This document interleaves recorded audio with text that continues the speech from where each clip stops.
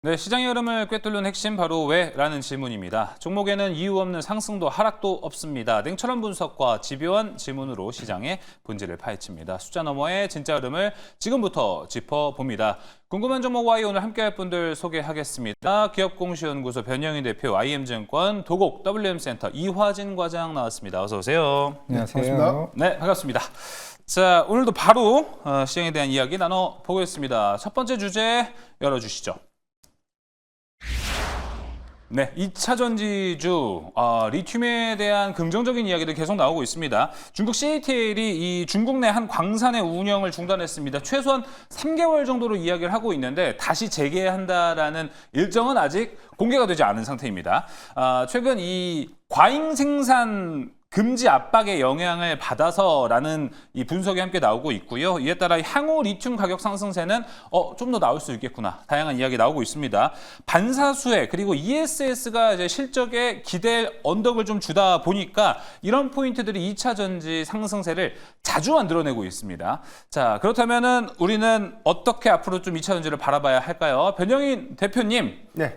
2차 전지 분위기가 너무 좋아졌습니다. 그러다 보니까 이 시점에서 나도 괜찮을까? 이 생각을 한 번쯤은 하게 만드는데요. 현 시점 판단 좀 어떻게 하고 계십니까? 네.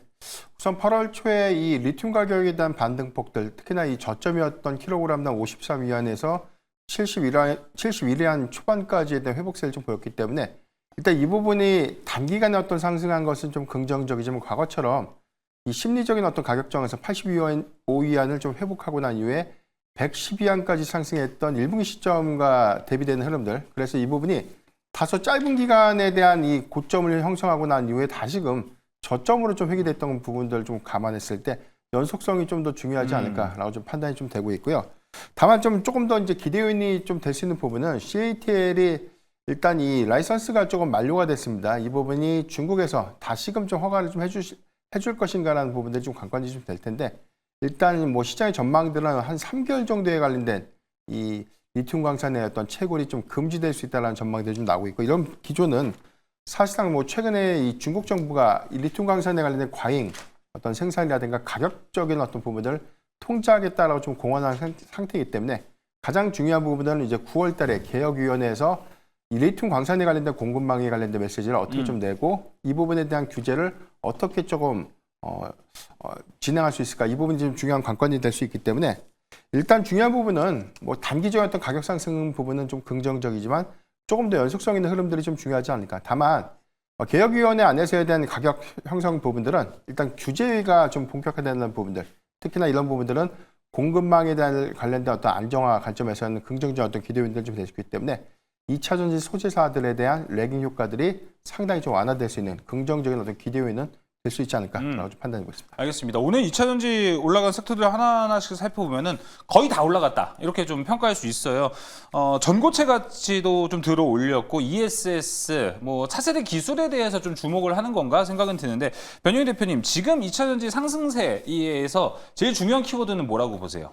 일단 중요한 부분은 뭐 업황 회복의 관점에 긍정적인 시그널이 좀 나와야 되는 부분인데 이게 셀사와 소재사가 좀 다를 것 같아요. 셀사의 경우에는 캐즘에 관련된 영향을 좀 가장 많이 받고 있는 구간이기 때문에 전체적으로는 이 전기차, 배터리 출하량들이 좀 감소됐고 이 부분은 고정비에 대한 부담 요인 때문에 이익 훼손이 계속해서 좀 이어졌던 부분이거든요. 이 부분을 3분기부터는 뭐 북미양 ESS 수주 성과로 이익 훼손을 좀 상쇄하겠다는 전략이기 때문에 이 부분은 실적 개선 관점에서 우리가 좀 봐야 되는 포인트고 이 소재사의 경우에는 말 그대로 리튬 가격 같은 공급망의 어떤 재편 부분들이 가격 안정화 요건으로 좀 갈 수 있는지 워낙 이제 가격의 어떤 변동 구간이 좀 크다 보니까 레깅 현상으로 인한 재고자산 평가 손실 부분들이 실적의 어떤 이 악영향으로 좀 작용했고 이 부분은 에코프로비엔 같이 호실적, 뭐 깜짝 실적으로 좀 전환됐던 이익 기조를 보여줬던 어떤 종목들과 좀 다르게 일부 소재사들의 경우에는 재고자산 평가 손실이 좀 증가됐던 요인들을 좀 주시를 해봐야 되지 않을까 판단하고 있습니다. 알겠습니다. 자, 그래서 결국 중요한 건 지금 2차 전지 상승 랠리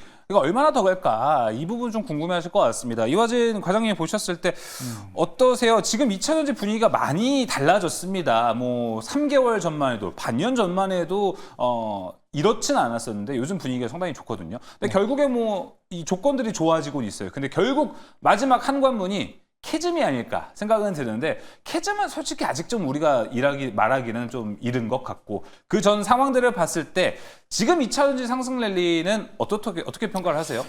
일단 그렇죠. 일단은 미국에서도 이제 IRA 관련해서 이제 조기 폐지란 정책이 9월 31일 날 이제 트럼프 대통령이 이제 사인을 하겠죠.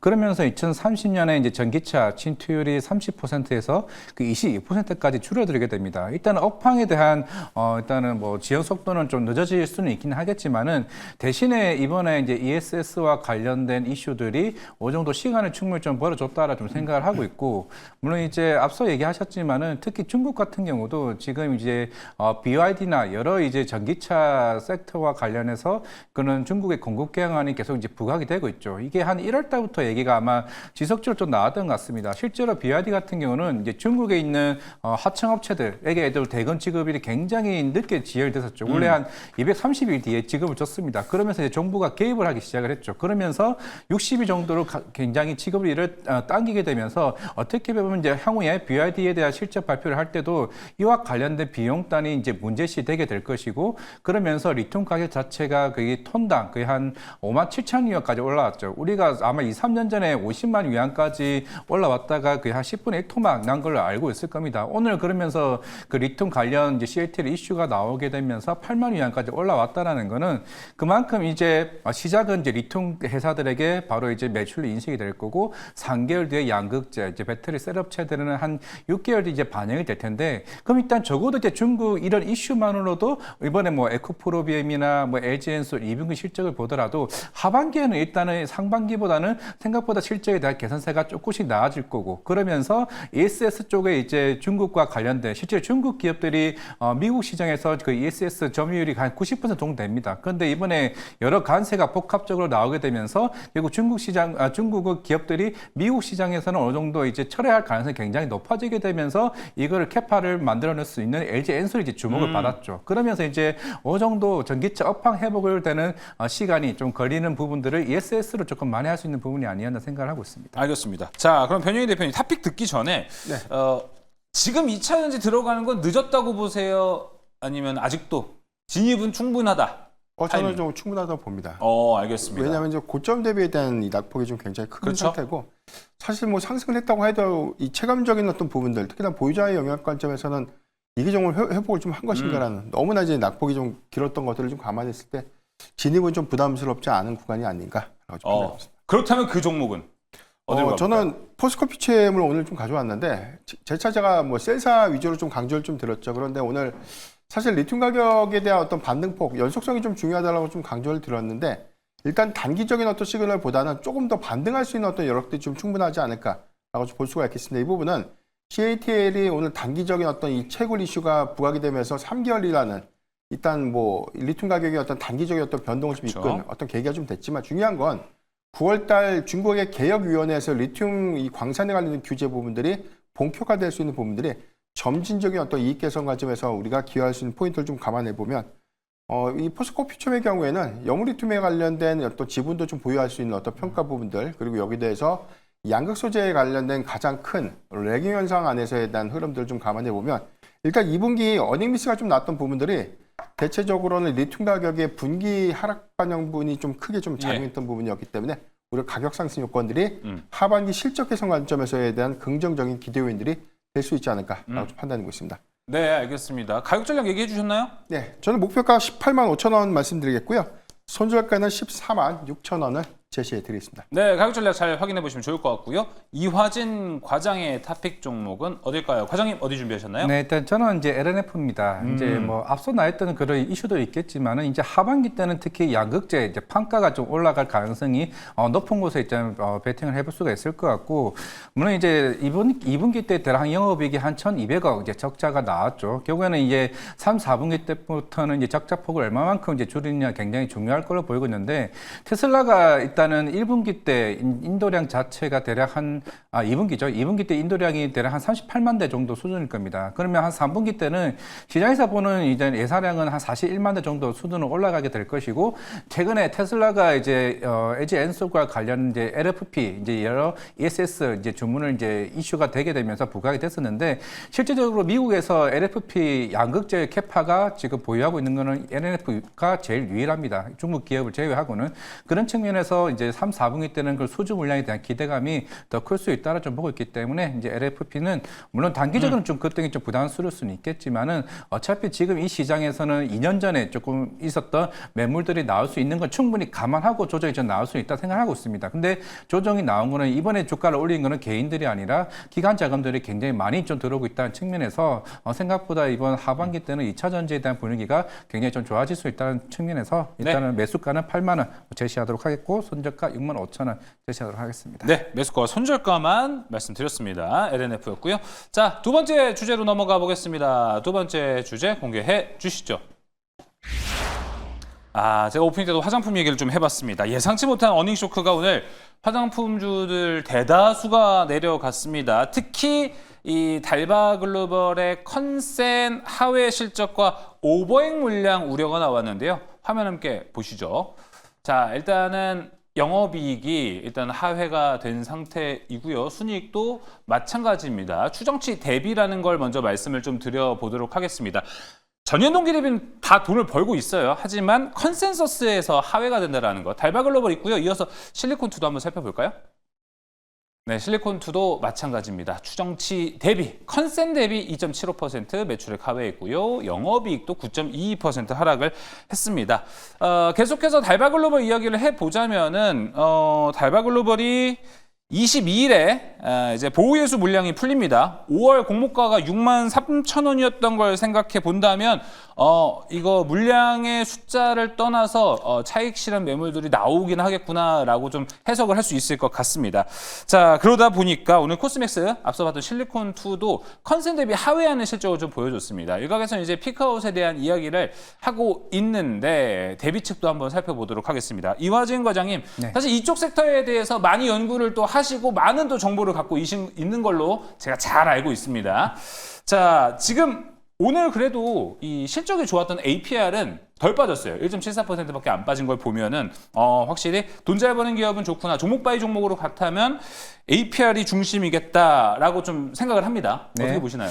네, 그렇죠. APR은 1분기 컨퍼런스 콜에서도 이제 김병훈 대표가 굉장히 세게 얘기했습니다. 2분기 때도 아무리 관세 양을 받더라도 그만큼 이제 미국 쪽에서 들어오는 이제 오더 물량이 굉장히 쇼티지일 정도로 많은 물량이 들어왔다라고 했고, 물론 이번 컨콜에서 얘기한 거는 2분기 때는 그렇게 많이 반영이 안 됐는데 3분기 때는 본격적으로 관세 양을 받더라도 특히 영업이익률에서 한 1% 정도 이제 미스가 날 수 있다라고 얘기를 했죠. 근데 워낙 이제 메디큐브가 이번 아마존 프라임데이에서도 엄청나게 큰 순위에도 이제 부각이 되어 왔었고, 올해 1월 달에 처음 올해 가이던스를 제시했을 때 올해 그 OP 마진 자체를 한 17% 정도로 예상을 했습니다. 그런데 이번 2분기 때 26% 정도가 이제 굉장히 잘 나왔었죠. 근데 잘 나온 거는 어느 정도 이제 프로모션 물량에 대한 부분도 어느 정도 반영을 했습니다. 그러면서 3, 4분기 때는 우리는 충분히 이제 20% 이상만 충분히 나와도 우리가 예상할 만큼 이제 선도를 할 수 있다고 생각을 하고 있는데, 물론 이제 메디큐브가 워낙 엄청나게 많이 팔리기도 했지만은 그게 세컨 제품인 이제 에이프릴 스킨 자체도 워낙 이제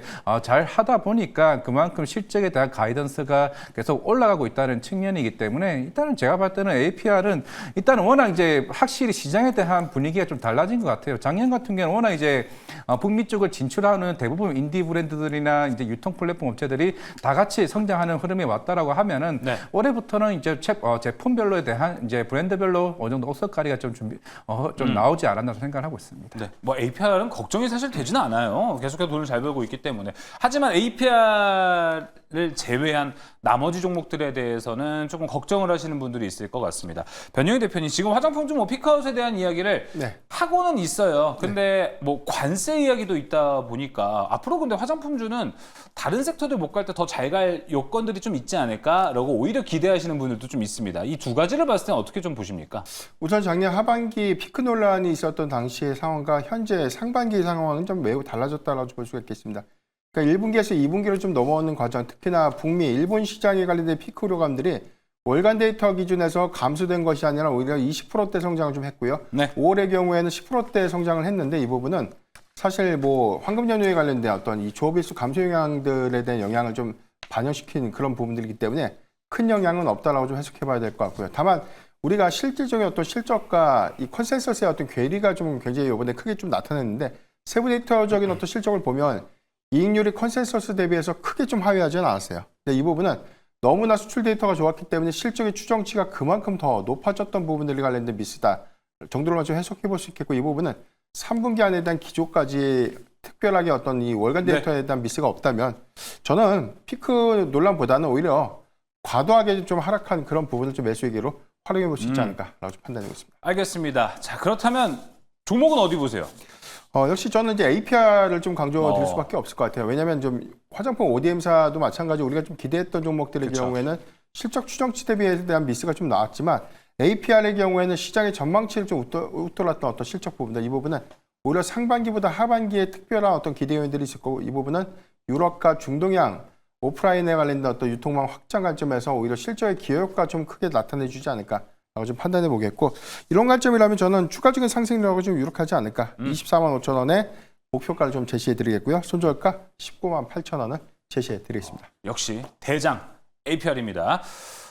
이화준 과장님은 어느 종목입니까? 네, 저는 달바 글로벌입니다. 달바. 예, 뭐 내일 또 빠질 수도 있겠지만 뭐 지금 당장 이제 사자라기보다는 일단은 지금 실적에 대해서도 계속 뭐 시장에서도 워낙 얘기가 나왔겠지만은 러시아 이제 선적 쪽에 그 비연 매출이 한 50억 정도도 이게 대략 5, 60억이 3분기 어차피 반영이 될 겁니다.